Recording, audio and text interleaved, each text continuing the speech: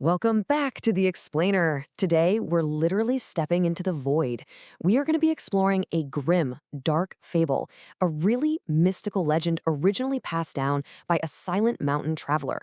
And what's so fascinating about this story is that it brilliantly maps out the architecture of our very own psyche. So buckle up because we're diving deep into the eternal, exhausting battle between primal hunger and absolute law. So I want you to imagine a desolate landscape, and it's ruled by this figure known as the Pale Inquisitor.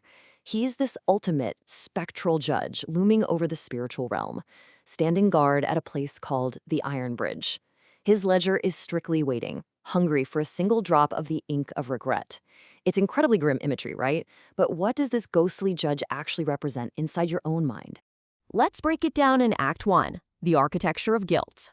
The legend takes this pale inquisitor, who is draped in these heavy, pulsing robes made entirely of iron filings, and translates him into a very real psychological concept. We're talking about the necrotic superego. You know that heavy, nagging internal judgment inside you? That's him. It's the ghost of law. It constantly tries to force a sort of spiritual purity by subtracting, punishing, and just ruthlessly editing away anything it considers noise or disharmonious desire. And this brings us to the core conflict of the psyche. On one side, we have the Inquisitor, enforcing purity through strict subtraction. And on the other stands his eternal target, the Silver Wolf. Now, the wolf represents your primal instinct, that id-driven, totally repressed hunger. These two are locked in this eternal, massive friction. You have absolute law standing in direct opposition to the raw instinct it obsessively seeks to punish. They literally need each other to exist. Which leads us to Act 2, the silent ascent. Remember our silent mountain traveler? Well, they completely rejected the flat valley of what the fable calls the reading rabble. Think of that as the soft cushions of easy, mindless entertainment and hollow chatter. Instead, they chose the cold air and jagged rocks of aphorisms and peaks, where every single word is earned in blood. And as they climbed, they shed everything, their name, their history, all their baggage. So they arrived at the Iron Bridge not as a vessel full of sins waiting to be judged, but as a completely single blank page. And when the spectral judge reached out with a hand of cold lead to seize a transgression, he found nothing. Absolutely nothing.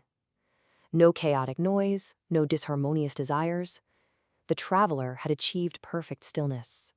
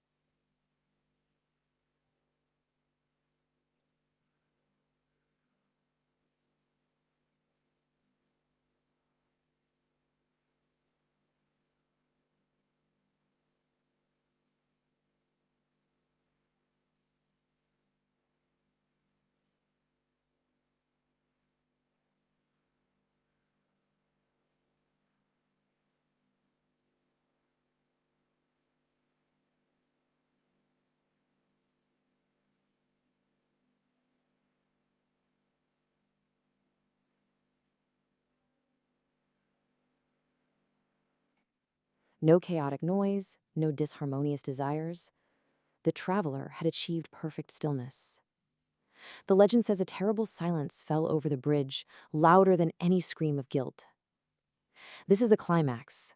It's a paradox known as the mirror reflection, because suddenly the Inquisitor had absolutely no sin to grasp.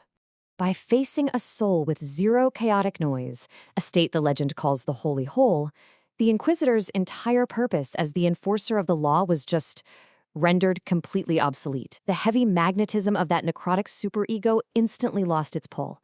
Without a transgression to anchor him, the judge hit the vanishing point. He transformed into an accidental saint and simply dissipated into clean, gray nothingness.